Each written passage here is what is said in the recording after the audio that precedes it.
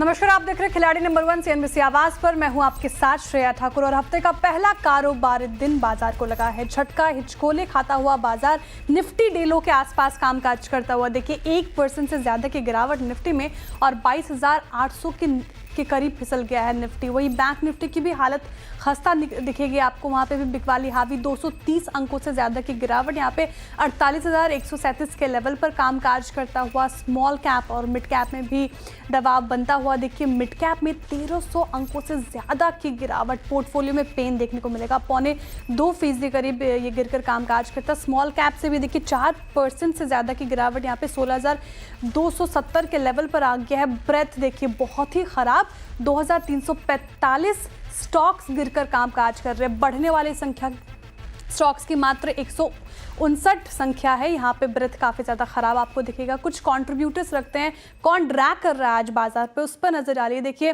Reliance, HDFC bank, Infosys और भारतीय Airtel चारों ही हैवी वेट। रिलायंस देखिए 42 अंक से लुढ़क कर कामकाज करता हुआ, HDFC बैंक से नहीं हो पा रहा, इन्फोसिस, भारतीय एयरटेल कुछ पॉकेट्स जो कंट्रीब्यूट कर रहे हैं। ICICI बैंक नतीजे ठीक लगे स्ट्रीट को, तो यहाँ पे तेजी देखने को मिल रही है। FMCG के कुछ काउंटर्स आपको तेज दिखेंगे। HUL, SBI और ब्रिटानिया जैसे स्टॉक्स कहीं ना कहीं संभाल रहे हैं बाजार को, लेकिन ब्रेथ खराब है। बैंक निफ्टी के भी आपको कंट्रीब्यूटर्स रखते हैं आपकी स्क्रीन पर देखिए। HDFC, axis bank, IndusInd bank, Kotak bank जैसे स्टॉक्स ड्रैग करता हुआ। HDFC बैंक 229 के लेवल पर अंक गिरकर कामकाज कर रहा है। और देखिए ICICI बैंक और SBI कहीं ना कहीं संभालने की कोशिश, लेकिन ये जो कोशिश है वो काम होती नहीं दिखाई दे रही है और बाजार की हालत फिलहाल हफ्ते के पहले कारोबारी दिन खराब नजर आ रही है। लेकिन देखिए आज इस हफ्ते का जो महामुकाबला है वो शुरू हो गया है और इस हफ्ते जो 3 विजेता रहे पिछले हफ्ते के, उनके बीच महामुकाबला होगा।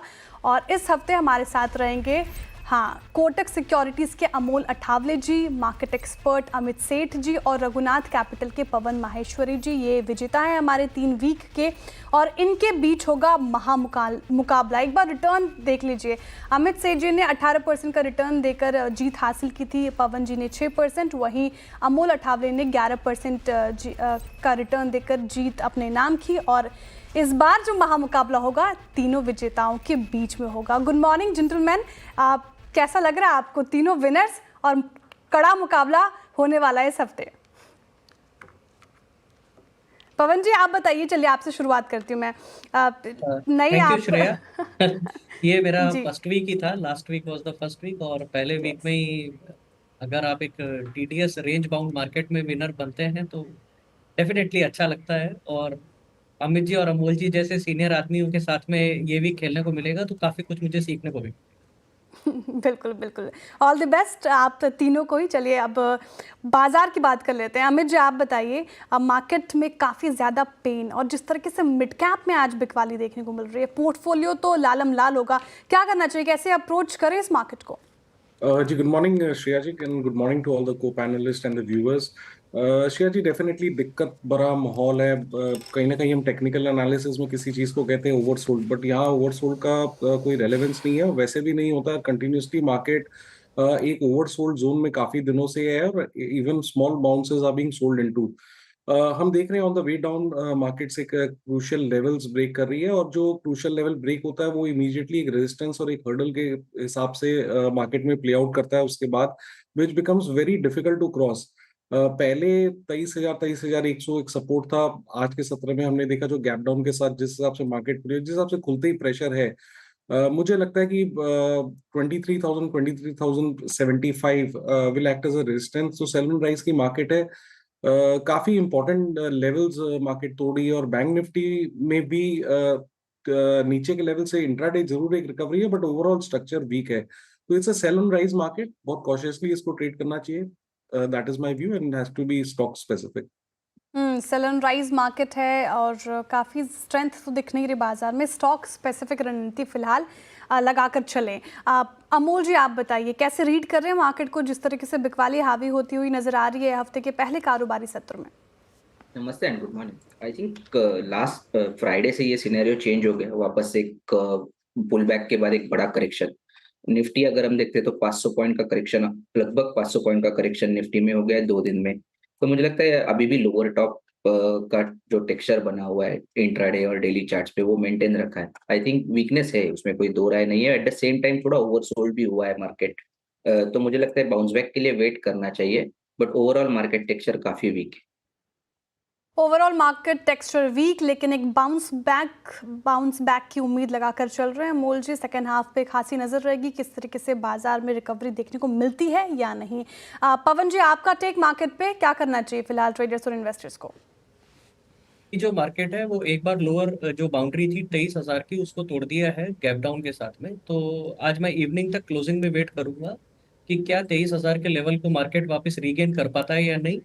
अगर ये 23,000 का लेवल आज इवनिंग तक रीगेन नहीं कर पाता है तो फिर ये सेल एंड राइज की ही मार्केट है, और स्टॉक स्पेसिफिक ही हमें ट्रेड लेने होंगे। इंडाइसेस से अभी गैप ही रहेगा। स्टॉक स्पेसिफिक ट्रेड फिलहाल यही रणनीति मार्केट में अपनानी चाहिए जिस तरीके से बाजार का मूड माहौल देखने को मिल रहा है, गिरावट हावी होती है। पवन जी, आपसे शुरुआत करती हूँ, क्या लग रहा है आपको, कौन सी ट्रेड रहेगी आपके साइड से इस मार्केट में? मुझे अभी एफएमसीजी सेक्टर जो है वो थोड़ा सपोर्ट करता हुआ बाजार को लग रहा है। तो फिलहाल मैं हिंदुस्तान यूनिलीवर के साथ में लॉन्ग जाना चाहूंगा। 2396 का अभी करंट प्राइस चल रहा है हिंदुस्तान यूनिलीवर का। 2600 का मैं टारगेट देख रहा हूँ और 2300 का स्टॉप लॉस। ठीक है, एचयूएल देखिए गिरते बाजार में ये स्टॉक अभी तेज होता हुआ 1.25% के करीब इसमें तेजी देखने को मिल रही है। ये पिक है पवन जी की तरफ से 2600 का टारगेट और 2300 का स्टॉप लॉस मेंटेन करके चले। अमित जी, आप बताइए आप क्या पिक कर रहे हैं ऐसे मूड माहौल में? जी, मेरा भी पहला पिक एक एफएमसीजी से रहेगा। डाबर का स्ट्रक्चर पॉजिटिव है। इसने एक अच्छा खासा बेस बनाया है 510 520 के आसपास, और काफी दिनों से ये बेस बनाया, लगभग 528 का प्राइस है। This is largely unaffected bye market volatility. तो पहला मेरा पिक ये डिफेंसिव रहेगा। 528 का प्राइस है इसका। बाय करें for targets of 545 rupees, and stop loss मेरा रहेगा यहाँ पे लगभग 518 रुपए का। एफएमसीजी सेक्टर एक ऐसा सेक्टर जो डिफेंसिव प्ले करता हुआ मार्केट में फिलहाल। तो यहीं की एक और पिक डाबर बाई साइड की ट्रेड है आपके लिए। टारगेट 545 का मेंटेन करना है, स्टॉप लॉस आपको 518 का लगाकर चलना है। अमोल जी, आप बताइए आप क्या ट्रेड पिक कर रहे हैं, बाई साइड की या सेल साइड की? नहीं, बाइंग साइड का व्यू है। एक्सिस बैंक के साथ जाना चाहूंगा। अभी का जो मार्केट टेक्सचर है, इतना नीचे जाके शॉर्ट करना रिस्क टू रिवॉर्ड के हिसाब से थोड़ा मुश्किल है, और फोकस यही रहेगा गुड क्वालिटी स्टॉक जो अच्छे सपोर्ट्स लेवल पे है, वहां पे फोकस कर रहा हूँ। तो एक्सिस बैंक के साथ जा रहा हूँ। पोजिशनल पॉइंट ऑफ व्यू से 937 के आसपास है, 1000 रुपीज का टारगेट है, और 914 ये उसका स्टॉप लॉस रहेगा। काफी ओवरसोल्ड, टाइम लेगा, शायद एक आध दो दिन का कंसोलिडेशन हो सकता है, बट लेवल्स अच्छे हैं। अगर वीकली और मंथली चार्ट्स पे देखेंगे तो एक सपोर्ट लेवल पे है। पोजिशनल पॉइंट ऑफ व्यू के साथ जरूर देखा जा सकता है। अभी लेवल्स आपको सही लग रहे हैं अमोल जी? एक्सिस बैंक बाई साइड की ट्रेड 1000 का टारगेट दिया है, साथ ही स्टॉप लॉस आपको 914 का मेंटेन करके चलना है। लगा था अमोल जी दूसरा स्टॉक आपका?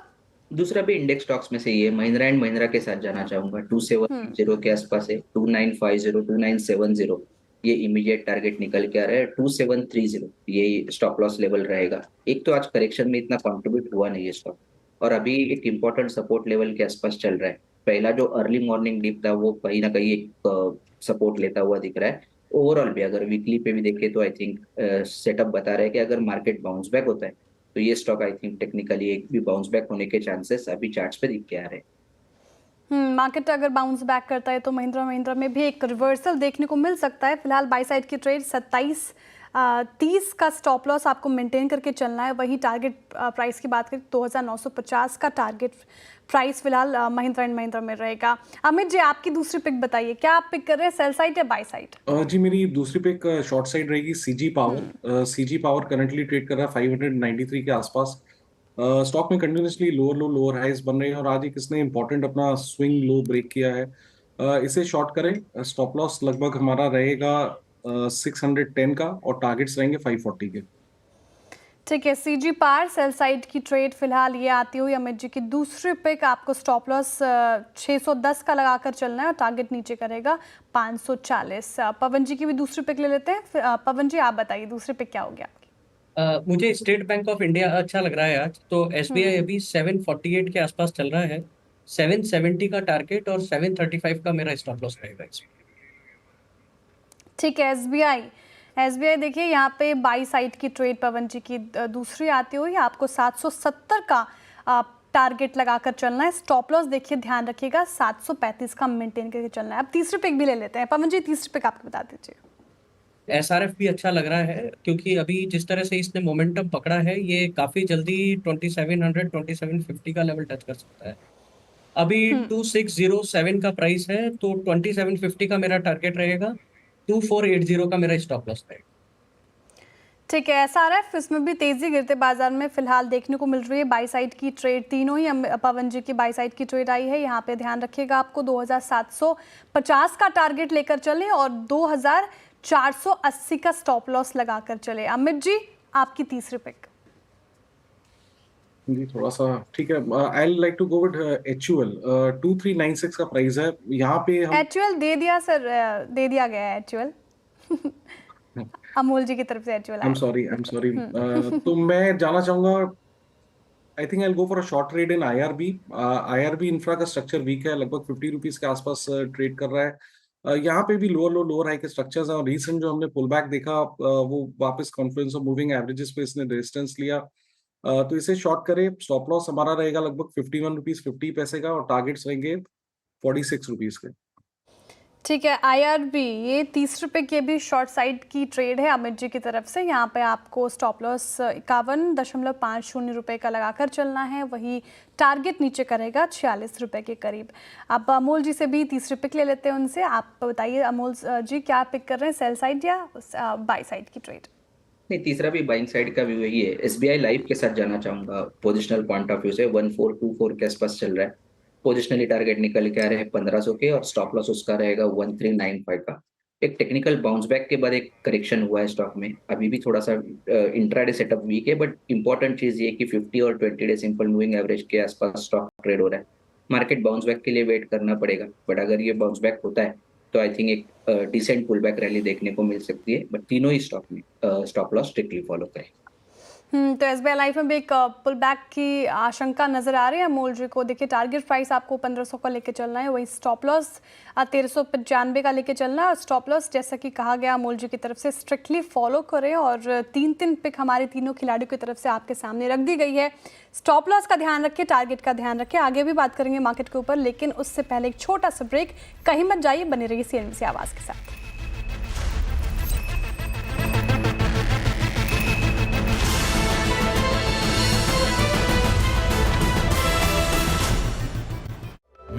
तीसरी तिमाही में गोदरेज कंज्यूमर का मुनाफा 14.3% गिरा है, जबकि आय में देखें आप रेवेन्यू में 3% की बढ़त देखने को मिली है। वहीं एबिटा की बात करें तो उसमें 10% से ज़्यादा और मार्जिन में करीब 3% की गिरावट देखने को मिली। नतीजों पर बात करने के लिए हमारे साथ जुड़ चुके हैं कंपनी के ग्लोबल CFO और प्रेसिडेंट इंटरनेशनल आसिफ मालबारी जी। आसिफ जी बहुत बहुत स्वागत है आपका CNBC आवाज़ पर। सर सबसे पहला सवाल तो मेरा यही होगा कि एबिटा और मुनाफे में गिरावट की मेजर कारण क्या रहे हैं, इसमें सुधार के लिए क्या कदम आपकी तरफ से उठाए जाएंगे? ये क्वार्टर का परफॉर्मेंस देखते हैं तो पहली बात यह है कि ग्रोथ इंडिया और कंसोलिडेटेड में वॉल्यूम टर्म्स में फ्लैट रहा है, लेकिन हमने ऑर्गेनिक बेसिस पे रेवेन्यू ग्रोथ 6% डिलीवर किया हुआ है। अगर हिस्टोरिकली देखेंगे तो लास्ट 6 क्वार्टर से हमारा ग्रोथ सिग्निफिकेंटली स्ट्रॉन्ग रहा है। 7% एवरेज हमने ग्रोथ डिलीवर किया हुआ है इंडिया में। लेकिन ये क्वार्टर में कुछ सीजनल फैक्टर्स थे जिसके लिए हमारा ग्रोथ इम्पैक्ट हो गया। सिग्निफिकेंट प्राइस इंक्रीज हमने लिए सोप कैटेगरी में, तो जहाँ पे हमने ओवरऑल रेवेन्यू ग्रोथ आया लेकिन फ्लैटिश आया, लेकिन volumes got impacted because trade schemes हमने कट की, ट्रेड स्टॉक्स कम हो गए। As a result of which, overall kind of volume was low. अगर आप प्रॉफिटेबिलिटी में देखते हैं तो ये क्वार्टर में definitely there has been a decline in terms of year on year profit, लेकिन काफी स्ट्रॉन्ग मार्जिन हमने डिलीवर किया है। ओवरऑल कंसोलिडेटेड लेवल पे हमने 20% प्लस एबिटा मार्जिन डिलीवर किया हुआ है, एंड इंडिया में हमने 22.5 काइंड ऑफ लेवल पे मार्जिन डिलीवर किया है, which is shade lower than हमारा नॉर्मल जो मार्जिन रेंज रहता है इंडिया में 24 to 27, उससे कम आया because of this temporary reasons of cost increases. But again these are temporary reasons, margins will improve sequentially as we go along. बिल्कुल sir, ठीक है। सही बात है आपकी, लेकिन सर रॉ मटेरियल्स की कीमतों में इजाफा देखने को मिला है। स्पेशली आप देखेंगे पाम डेरिवेटिव जैसे कच्चे माल की कीमतें बढ़ने और स्पेशली कॉस्ट प्रेशर से निपटने के लिए आपकी तरफ से क्या स्ट्रैटेजी अपनाई जाएगी? So the main pressure has been on palm oil and the cost increases on the soaps category. हमने कुछ प्राइस इंक्रीजेस लिए हुए हैं, कुछ स्कीम्स में हमने चेंजेस किए हुए हैं, एंड हेंस हमने I would say portion of the cost increase हमने ऑलरेडी ऑफसेट कर चुके हैं। इवन इन दिस क्वार्टर हमारा एवरेज पर्सन वॉश मार्जिन का एबिटा ऑलमोस्ट 20% रहा है, which is extremely healthy from any standard, and I think it is quite healthy with compared from a market context perspective. लेकिन there is a scope to kind of improve further. अगर prices अगर ये level पे रहे of the complex, there will be some further price increases which we will take as we go on. जी sir, आपने mention किया कि आने वाले तिमाहियों में आप इम्प्रूवमेंट की ओर देख रहे हैं। उसी से मेरा एक सवाल है कि नेक्स्ट अपकमिंग क्वार्टर्स में वॉल्यूम और प्राइसिंग ग्रोथ को लेकर आपकी क्या उम्मीदें हैं, क्या एक्सपेक्टेशंस लगाकर बैठे हैं आप? So as far as volume growth go, you will see a sequential improvement as we go along. So definitely next quarter will be definitely better than ye quarter as we go along. We are hoping that the macro conditions also improve, and some of the seasonality factors which have played out in this quarter is temporary and will go off. So definitely there will be a sequential improvement. And जैसा ही हम H1 FY26 में जाएंगे, we would have completed the impact of these adjustments in schemes, etc. And hence we should see sequential improvement for the next few quarters on बिल्कुल volume. बिल्कुल sir, आपने mention किया कि volume में आप improvement देख सकते हैं अपकमिंग क्वार्टर्स में। All the best for that. लेकिन सर एक आखिरी सवाल मेरी तरफ से, अब बजट आने में कुछ दिन ही रह गए, सैटरडे बजट है, ये वीक बजट वाला है। बजट को लेकर क्या एक्सपेक्ट कर रहे हैं आप, क्या उम्मीदें हैं आपकी? So I think definitely off late अगर देखने जाओ तो काफ़ी companies have commented कि urban middle class में थोड़ा सा consumption stress दिख रहा है, and I think if the budget can address that by increasing the pressure there and ensuring that there is a better thrust in terms of consumption on the urban middle class, that will kind of help the overall economy grow. So yeah, that's something which we'll kind of look at. बिल्कुल sir, बहुत शुक्रिया आसिफ जी CNBC आवाज़ को अपना समय देने के लिए, और आपको अपकमिंग क्वार्टर्स के लिए ऑल द वेरी बेस्ट। फिलहाल एक वक्त है छोटे से ब्रेक का, आप कहीं मत जाइए, बने रहिए CNBC आवाज़ के साथ।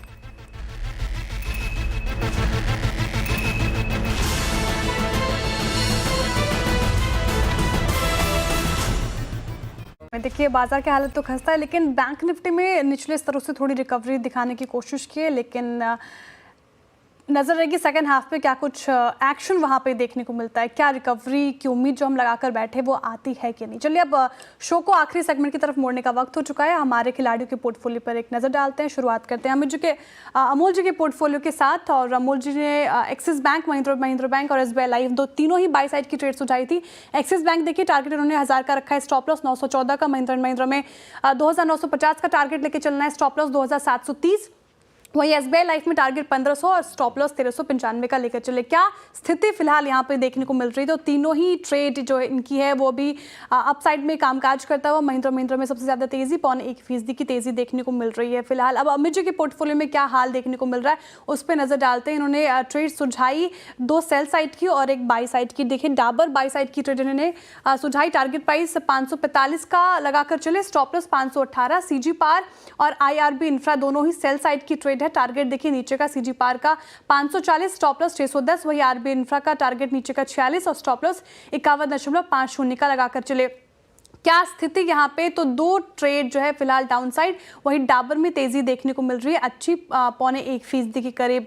अब चलते हैं पवन जी के पोर्टफोलियो की तरफ। इन्होंने भी तीनों बाई साइड की ट्रेड उठाई थी, ध्यान में रखिएगा। HUL बाई साइड की ट्रेड, SBI बाई साइड की ट्रेड और SRF भी बाई साइड की ट्रेड फिलहाल इनकी तरफ से आती हुई। टारगेट देखिए 2600 का लगाकर चलना है और आप अपनी स्क्रीन पे देख सकते हैं फिलहाल स्टॉप लॉस भी। लेकिन क्या स्थिति यहाँ पे निकल कर सामने आ रही है? तो तीनों में अच्छी तेजी है। SRF में देखिए 0.1% फीसदी की तेज़ी और दोनों ही स्टॉक्स में आधे फीसदी की तेज़ी फिलहाल देखने को मिल रही है। लेकिन कोई भी अपडेट हमारे जानकारों की तरफ से वो हम मिड कैप मंत्रों में आपके लिए लेके आएंगे। शुक्रिया आप तीनों का ही हमारे साथ जुड़े रहने के लिए।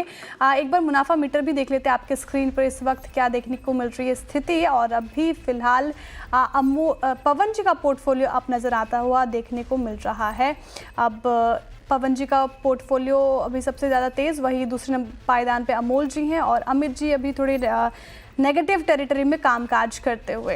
देखिए अब वक्त हो चुका है ग्रोथ कोड का। ग्रोथ कोड ग्रो और CNBC आवाज़ की एक खास पहल है जिसके ज़रिए हम आपको मार्केट से जुड़ी बारीकियों और ट्रेडिंग स्ट्रैटेजीज़ के बारे में बताते हैं जिससे आप निवेश से जुड़े सही फैसले ले सके। इस हफ्ते प्रशांत नायर ने सेबी के होल टाइम मेंबर मिस्टर अनंत नारायण से एक्सक्लूसिव बात की और जाना कि डेरिवेटिव्स मार्केट से जुड़े रिस्क के बारे में क्या कुछ एक्शन वहाँ पे होता है। आइए जानते हैं उन्होंने क्या कहा और सुनिए।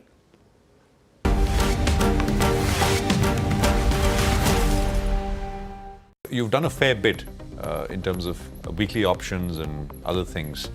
Or is that work in progress still? Is this going to continue to evolve and we'll see more sort of regulation and efforts to make people aware of the risks in this kind of activity? You know, derivatives aid in price discovery.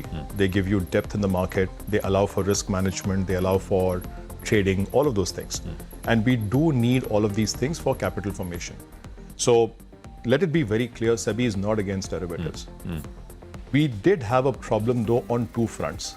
One was our first principal mandate is investor protection. And it was very clear from the two research reports that I quoted to you that small investors were losing out and that we cannot close our eyes to it. While we are a disclosure-based regime, we are not a nanny state. At the same time, we can't allow this to continue for a very, very long time. That is one particular issue. The second issue was we also saw a fair amount of over trading and therefore increase in system-wide risk, particularly on expiry days.